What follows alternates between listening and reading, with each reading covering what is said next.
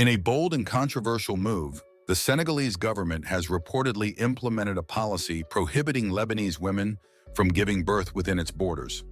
This decision, framed as a measure of reciprocity, mirrors the restrictive policies faced by African women in Lebanon, where giving birth is often denied or heavily regulated. The announcement has sparked widespread debate, with some hailing it as a long overdue assertion of equality in international relations, while others criticize it as xenophobic and counterproductive. The context: for years, African women living in Lebanon have faced systemic discrimination, including bans on childbirth and limited rights under the country's kafala system. The kafala system, a sponsorship framework governing migrant workers, has been widely criticized for enabling exploitation and abuse. African domestic workers in particular are often forced to leave Lebanon to give birth if they become pregnant, as their employers or sponsors refuse to bear the associated costs or responsibilities. Senegal's decision to ban Lebanese women from giving birth is seen as a direct response to these inequities. By implementing this policy, the Senegalese government aims to send a strong message. Reciprocal treatment is the foundation of mutual respect. The move challenges the long-standing narrative that African nations are passive recipients of discriminatory practices from other countries. The policy, which has been widely discussed on social media, was initially shared in a video featuring Senegalese politician Tahirou Sarr. In the video, Sarr claims that Black women are prohibited from giving birth in Lebanon, and asserts that Senegal has taken a similar stance against Lebanese women as a measure of reciprocity. The video, which went viral, sparked heated debates about nationalism, xenophobia, and the ethics of such a policy. However, it's important to note that the Senegalese government has not officially passed any law or decree to enforce this ban.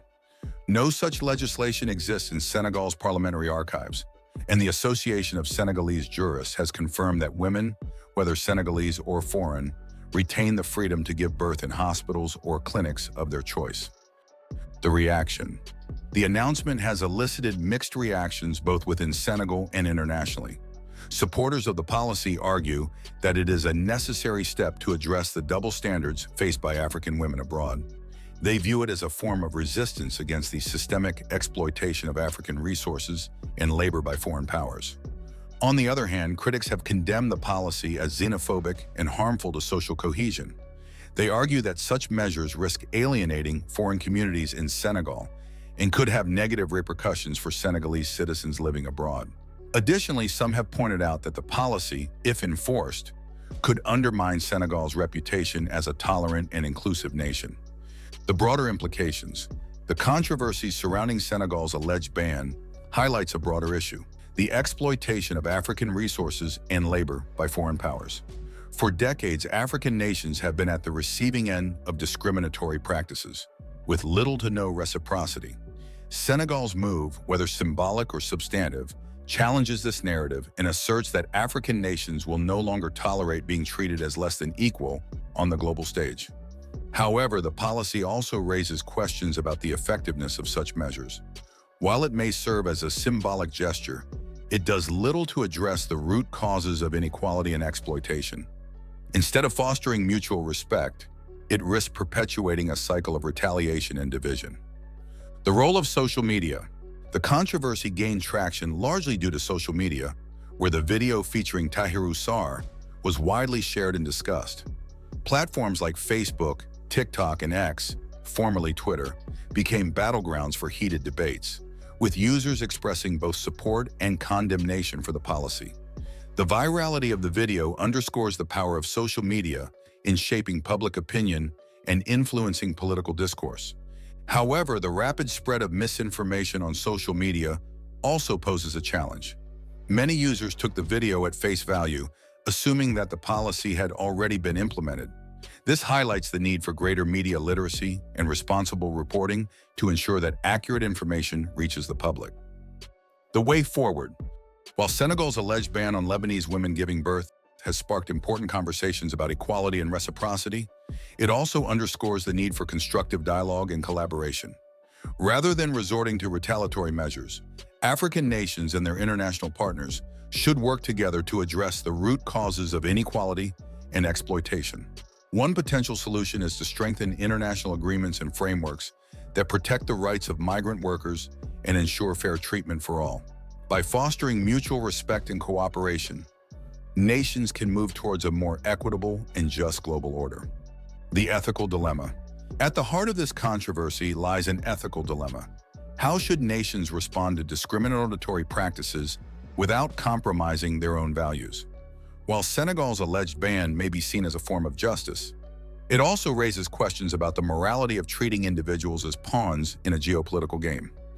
Critics argue that such policies dehumanize individuals and reduce them to their nationality or ethnicity.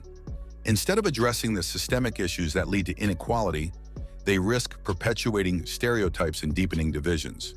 Supporters, however, contend that drastic measures are necessary to force change and hold nations accountable for their actions. The impact on Senegalese society. If enforced, the ban could have significant implications for Senegalese society.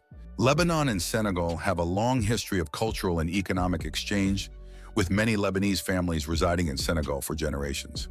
A policy targeting Lebanese women could strain these relationships and create tension within communities. Moreover, the ban could set a dangerous precedent for how Senegal treats other foreign nationals. Critics worry that it could lead to a broader climate of xenophobia, undermining the country's reputation as a welcoming and inclusive nation. A call for systemic change. The controversy surrounding Senegal's alleged ban is not an isolated incident, but part of a larger pattern of inequality in international relations.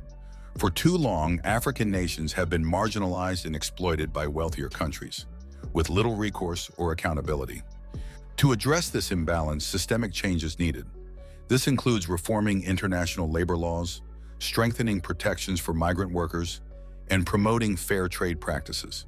It also requires a shift in mindset, recognizing that all nations, regardless of their economic status, deserve equal respect and dignity. A complex issue with no easy answers. The controversy surrounding Senegal's alleged ban on Lebanese women giving birth is a complex and multifaceted issue. While it highlights the need for greater equality and reciprocity in international relations, it also raises important questions about the ethics and effectiveness of such measures. As the debate continues, it is crucial to approach the issue with nuance and empathy, recognizing the challenges faced by both African women abroad and foreign communities in Senegal. Only through dialogue, understanding, and collaboration can we hope to build a more just and equitable world. What do you think? Should nations adopt reciprocal policies to address inequality, or is there a better way to achieve fairness in international relations? Let us know in the comments.